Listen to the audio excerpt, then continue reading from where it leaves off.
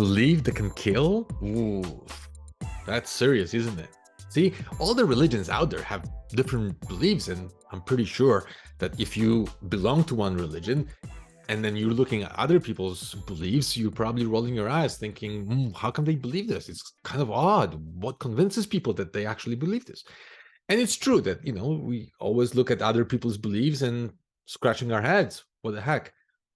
But when it comes to the doctrine of blood, it's not simple as, they can believe whatever you want.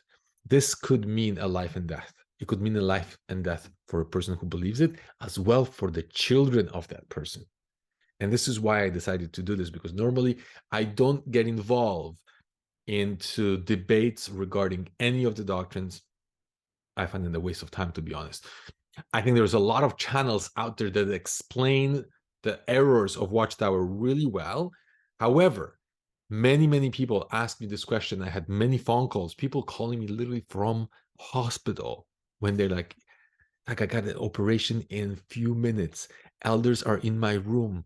I don't know what to do. And it's pretty scary, because you know that you want to make sure that that person makes a decision, but the decision is made properly based on what they wish, not based on what somebody else forced them on or indoctrinated them to believe. So let's break it down. Let's break down this doctrine, because everything that Jehovah's Witnesses believe regarding blood is based basically on one scripture, because there's tons of scriptures in the Old Testament regarding blood. However, the Old Testament, they're saying, well, that was for the Jewish people. However, if something was carried into the New Testament, that obviously applies to the Christians. Therefore, they base everything that they believe in regarding this doctrine on scriptures from Acts. And we'll take a look. What does it say? Chapter 15 and verses 19 and 20. Let's take a look first from scriptural point of view. We'll look at medical point of view, and we will look at logical point of view. Does this belief really holds water? So it says this, chapter 15 and verses 19 and 20. Therefore, my decision is not to trouble those from the nations whom are turning to God, but to write them to abstain from things polluted by idols, from sexual immorality, from what is strangled, and from blood. 4 things mentioned. Well, the same things are mentioned in verses 28 and 29. For the Holy Spirit and we ourselves have favored adding no further burden to you except these necessary things. Keep abstaining from things sacrificed to idols, from blood, from what is strangled, and from sexual immorality. If you carefully keep yourselves from these things, you will prosper. Good health to you. Now, what does the Bible teach about meat sacrificed to idols, animal sacrificed to idols? Were Christians allowed to eat it? Well, it turns out they were, because if we turn our Bible to 1 Corinthians chapter 8, here's Apostle Paul discussing this issue. Christians were going to the temples where idols were worshipped, and people were bringing meat to sacrifice their animals for those gods. Now, Apostle Paul says, listen, I know you're going to those temples and you're buying the meat there and you're eating, sometimes sitting in the temple. And your conscience is strong because you know there's only one God and one Lord, and you know that God over there is just a piece of wood. It's not really a God. It is made up thing. So your conscience is strong enough that you don't care whether that meat was sacrificed to idols, because you're strong enough. Your faith is strong, believing in only one God, and all the other gods, they're just piece of wood, just made up, or piece of stone. But the problem is that when you go to those temples and when you eat in those temples, there were some Christians, there were some people who were going to the temple before, and they were worshiping in the temple. They were worshiping those gods. And for them to see you there, sitting, eating the meats, it causes stumbling. Their conscience is weak. And that's why it's better for you not to do it. You have a choice. And you're allowed to make that choice, and you're allowed to eat that meat. However, if you are eating that meat and you're causing the stumbling, not eating the meat is a sin, but causing stumbling is a sin. So Apostle Paul says, if I were to cause stumbling, I would prefer not to eat meat at all. That doesn't mean that it's required for every Christian to be vegetarian or vegan, but he basically warns people about stumbling. So clearly, Christians were allowed to eat meat sacrificed to idols. They just didn't want to stumble others. And that's what Apostle Paul was warning them about. What was the next thing? Well, the next thing on the list was abstaining from blood. We'll come back to that one. The next one is from things that were strangled. Why would he say abstain from things that were strangled? Or clearly the things that were strangled had blood in it. So he basically said, well, don't eat animals that were not properly bled, because the Jewish people had to have all the meat bled properly. In other nations, they couldn't care less, right? So he said, don't buy meat that was strangled, the animals that were strangled, because it still has blood in it. Would that be a sin? Well, let's take a look at what Leviticus says. Leviticus chapter 17. For the life of every sort of flesh is in its blood, because the life is in it. Consequently, I said to the Israelites, you must not eat the blood of any sort of flesh, because life of every sort of flesh is in its blood. Anyone eating it will be cut off. So this is where Jehovah's Witnesses usually quote the Bible, read the scripture, and they don't read further. But look what it says in the next verse. If anyone, whether a native or a foreigner, eats an animal found dead or one torn by a wild animal, basically an animal that was not properly bled and it still has blood in it, he must then wash his garments and bathe in water and be unclean until the evening, then he will be clean. But if he does not wash them and does not bathe himself, he will answer for his error. Ooh. Guess what? An Israelite had to bleed the blood out of the animal and put it into the ground. That was commandment by God.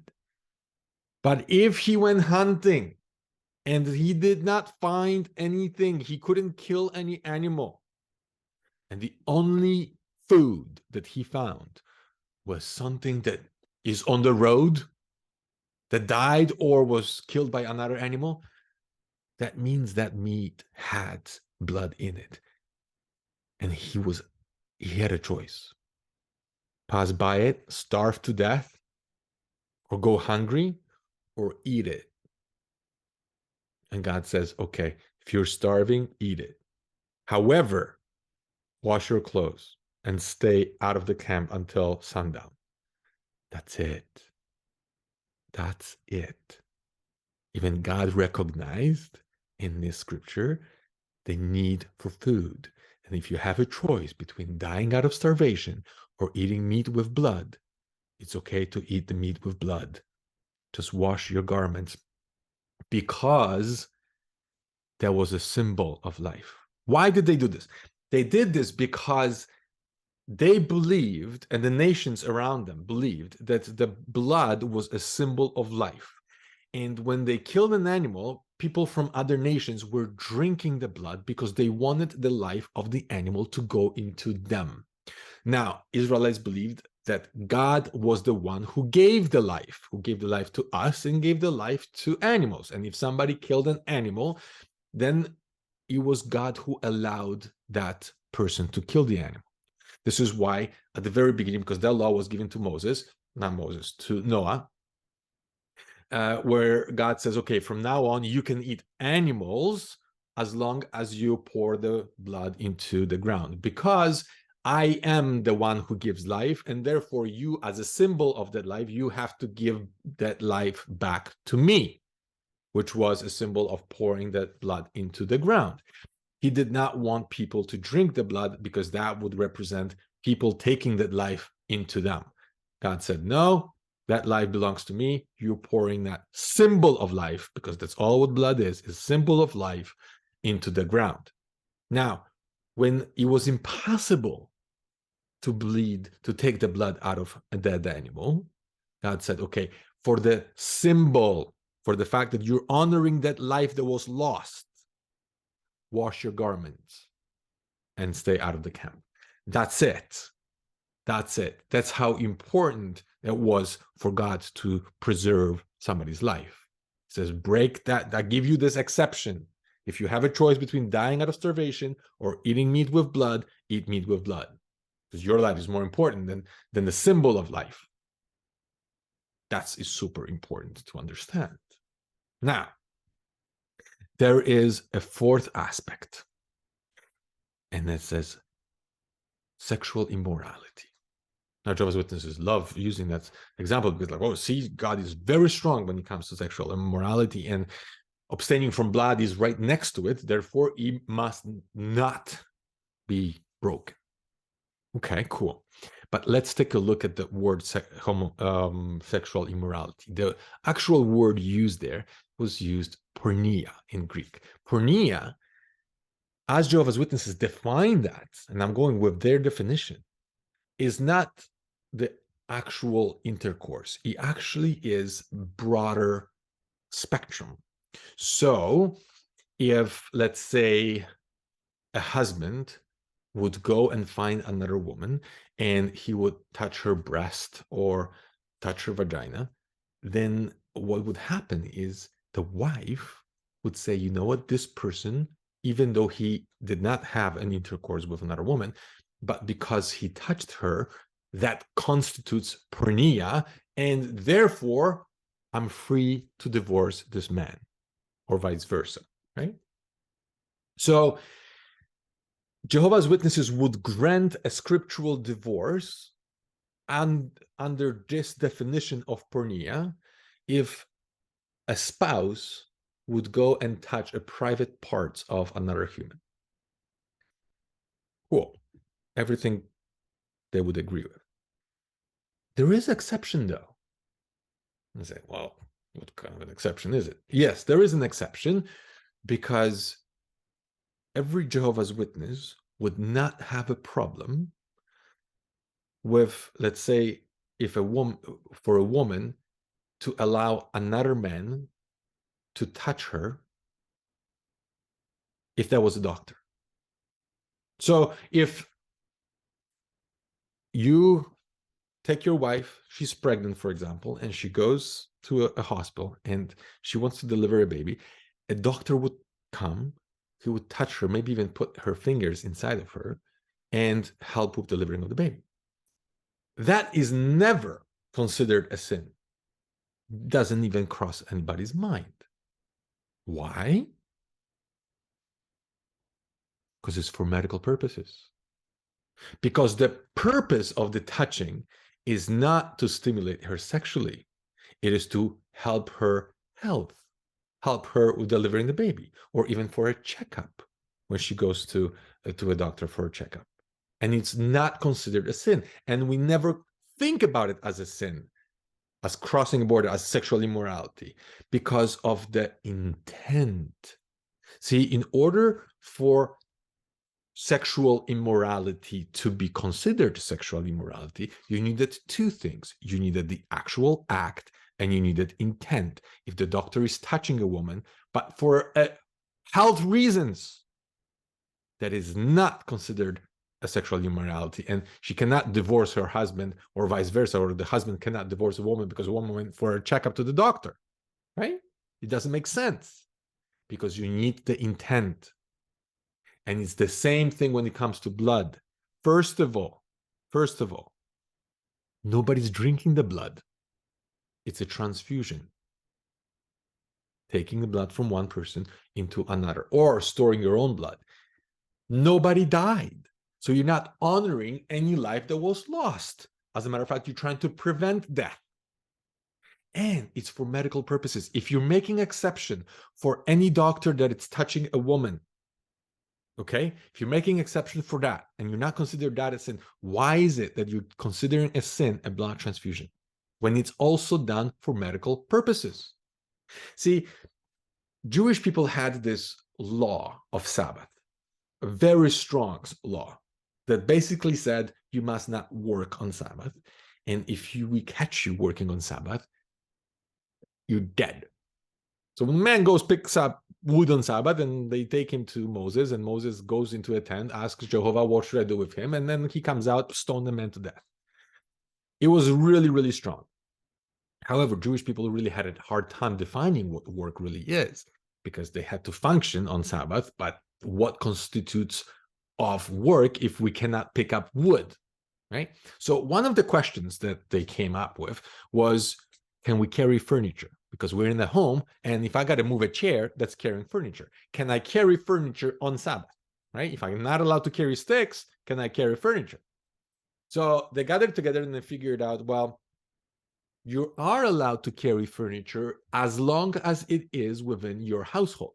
If you're carrying furniture from one house to another, if you're moving, that would be considered work, not allowed. Okay, that was established. Everybody happy. Everybody understands the law. Now, Sabbath comes along. Jesus shows up, and there is this guy who is sick, and Jesus goes and heals him. He says, pick up your bed and walk. Now, guess what the Pharisees did?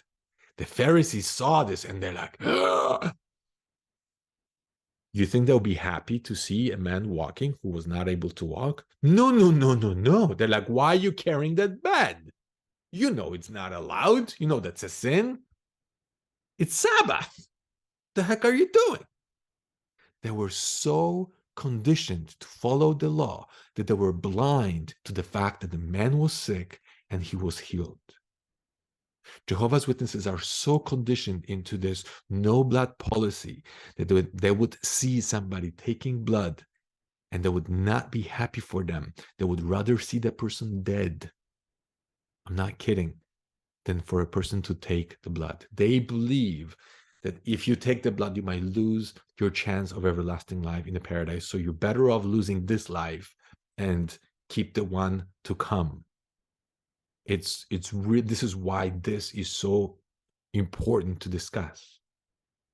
Even still sticking with the Bible, Jesus gave an example of, hey, if you have a choice, it's Sabbath, and your sheep falls into a pit, and you have a choice between following the law of Sabbath or taking the sheep out of the pit. You pick up the sheep. What do? You save the sheep's life, even though it's Sabbath. If you have a choice between working on Sabbath or saving life, you choose saving life. Even a simple thing when Jesus was going with his apostles through a field and they were ripping the weed, I believe, and going like this and eating it. And the Pharisees like, hey, what are you guys doing? That is work. What did Jesus say? Even David went into the temple and ate the bread, even though the punishment for that was death. Why? Because when it comes to choosing between starving to death or even being hungry, going hungry, or following God's law of not touching that, you choose to eat. And it's not considered a sin for you. That was the teaching. When love comes first, that you take care of somebody's life.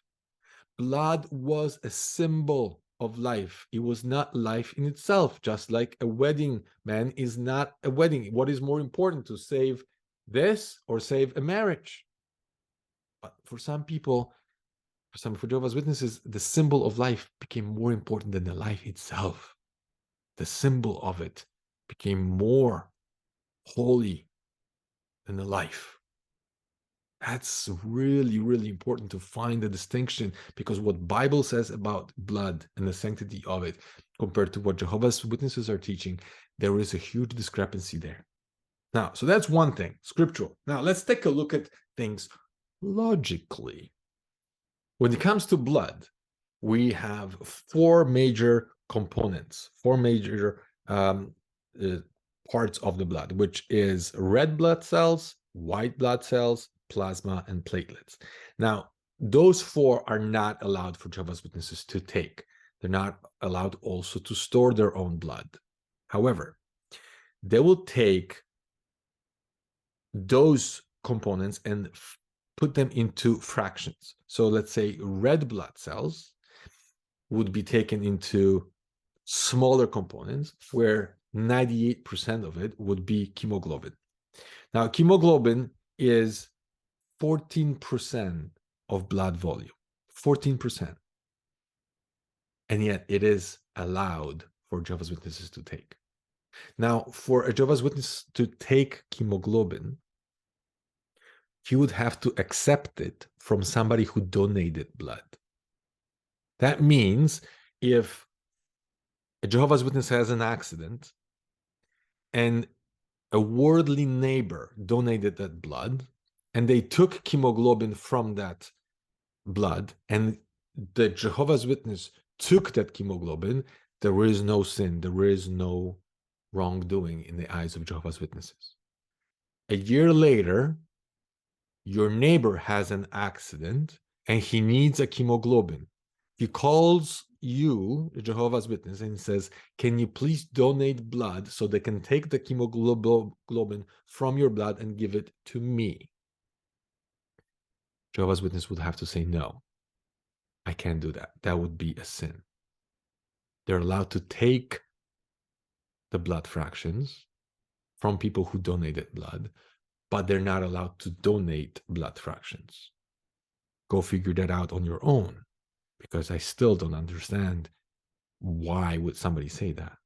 Now, to make things worse, the reasoning why they're saying, oh, we are allowing people to make their own decision when it comes to blood fractions, because we see some things in nature, the way God created things, and we don't want to become somebody else's conscience. What they're saying is this: there are some blood fractions that are going from a mother into the unborn child. And because that was created by Jehovah, as they claim, and then if we see the fractions going through the mother to the baby, then who are we to say that that was wrong? The challenge with that is, through the same umbilical cord, you have white blood cells going through, and yet they're not allowed. When the baby is born, before a mother develops milk, the child drinks colostrum, I believe that is what it's called, which is full of white blood cells. Full. That's what it is. That's the immune system that we have. Another illogical thing there is about blood is the volume. The volume is like this. Plasma, 55% of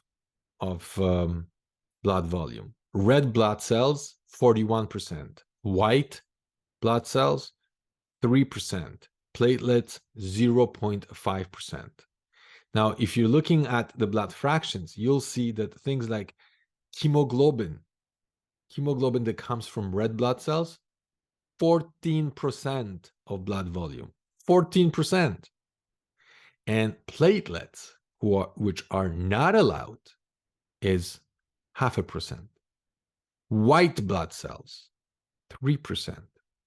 Why is it hemoglobin allowed, even though it's 14% of blood's volume, and then white platelets, white cells are not allowed, 3%, and platelets are 0.5%, and they're not allowed?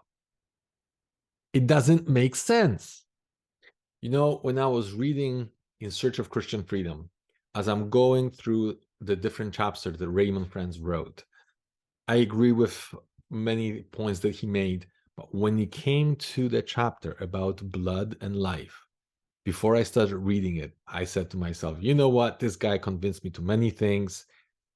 I agree with him on many points, but he will never turn my mind when it comes to blood. I was such a strong believer, I thought, no way. But when I read that chapter, it crushed me. It truly did. because I realized how many lives have been lost and how many people are suffering still until today, and how many will be lost because of this teaching. Please educate yourself as much as you possibly can on this subject, because your life or other people's life can depend on it. I had many phone calls of people who needed blood, or people who were preparing for operation, and it's a very, very stressful time, and this additional layer of, I don't know if I'm going to make it, but without blood my chances of surviving are lower. See, many people say, well, the blood does not really save lives. That's what Jehovah's Witnesses believe. It doesn't. It increases your chances of surviving. It does not automatically save your life. No medicine, no operation, nothing known to humans in medical field is 100% guarantee. And the challenge with what Jehovah's Witnesses are doing is they would pick and choose examples of people who, let's say, didn't take the blood and they had a better results than somebody who did take the blood. And they'll cherry pick those examples and say, look how wonderful it is that we listen to Jehovah and these people are now healthier because of this. Well, what about all those people who didn't make it? Right? So when it comes to medical decision, it is never a guarantee. It's always, you always have a choice between increasing your chances or decreasing your chances of getting better. That's all what it is in life. There's no guarantee on anything. There's no guarantee we're going to live tomorrow. But we can always make decisions that will help us or increase our chances of living a better life or extending our life. So when it comes to, I go back a little bit to reading the chapter from Raymond Franz's book. It was a turning point between me and my wife also. Why? Because if you want to wake somebody up, somebody that you truly love and care about, it doesn't really matter what you say to them as much as how you say it. And the first thing that you have to convince the person is that you have their best interests at heart. That's what you have to convince them, not that you're right and they're wrong. You have to convince them that what you are saying to them has their best interests at heart. And the only area where Jehovah's Witnesses are allowed to think for themselves, when they can make their own decision without anybody else telling them what to do and pulling them towards any consequences, is blood fraction. This is why it was so important between me and my wife, because I print out that one chapter from Raymond's book. And I said, hon, I understand that you don't want to read any of the stuff that I read. You don't want to watch any of the YouTube videos and do any of the research that I'm doing. I understand that. But I want to make sure I honor your wishes. I want you to understand why I changed my mind on the blood fractions, on the blood issue. But if something were to happen to you, I'm the first person they're going to ask. And I want to make sure I represent you properly. But in order for me to represent you properly, I need to know what your wishes are, especially about blood fractions and storing of blood and all that stuff, certain procedures. That's one. Second, I need you to understand how my point of view changed and why, and how you represent me properly. That is very important. And number three, we have kids. And if something were to happen to our kids, we need to make the decision now. We cannot have this conversation in the operating room. It will be too late. It will be too emotional, and there will not be a good time for this. We need to sit and understand about blood fractions, blood transfusions, and all the medical procedures that are allowed and not allowed among Jehovah's Witnesses. And what is it that we're going to do, because you're a parent and I'm a parent. And if we have a difference of opinion, we need to resolve it now. With this in mind, I gave her the chapter, and she's like, she agreed to read it. Still, because of fear, she put it in a shelf. And it was there for like 3 months or 4. She was scared to touch it. And I said, you know what? Let's read it together. Read it together. And if at any point during this reading of this chapter, you're going to feel uncomfortable, right? Then we'll put it away. And we did. And that was the beginning of, holy smoke.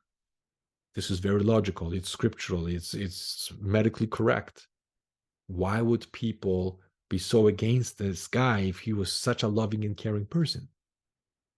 And this was a turning point where I was like, okay, if this is wrong, what else is wrong? So it's so important, it's critical for our good and for many people out there to educate ourselves on the subject, because I know for myself, I had this tenant who was a Jehovah's Witness who faded. He left for many, many, many years. And we had many conversations. He didn't believe most of the stuff anymore. And then at the end of his life, he had to go through a hospital. I never talked to him about the blood issue. But guess what? He refused blood. He was not a witness anymore. But the indoctrination was still there. And he died. I'm pretty sure he would have died even if he took that blood. So don't get me wrong, that he didn't die because of not taking the blood transfusion. But it just showed me that if this area was not addressed, sometimes decades after a person leaves the watchtower, the indoctrination can still be there. And they question themselves, is it right for me? Will God punish me? Maybe I'm not going to get resurrected, or maybe it's bad for me to take blood. Whatever those things are, they need to be cleared out ASAP, and they need to be educated, and we need to educate ourselves as much as we possibly can on this subject. So when it comes to it, and we will have to go for certain procedures, or we have to decide on our children's or our spouse's life, then it will be a medical decision, not a religious decision. But the best, we're trying to find the best medical care for us and that person. Thanks for watching. See you on the next one.